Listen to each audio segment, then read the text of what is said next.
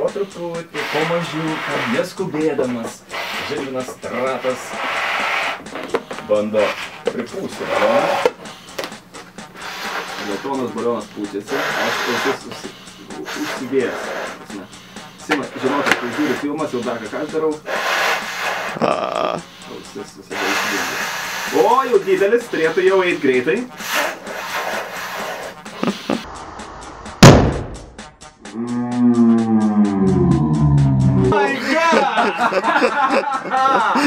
Kviečiai į trasą iš karto. Taip, spėk, koks tavo rekordas yra? Nuspėjau, kad tikrai ne taip greit, kaip galėjau. Ne taip greit, kaip galėjai. Tavo nėra prastas. Iš tikrųjų, 34 sekundės ir 9 šimtosios. Tai čia kelinta vieta? Garbinga 4. vieta. Visai neblogai. Neblogai. Iš tikrųjų.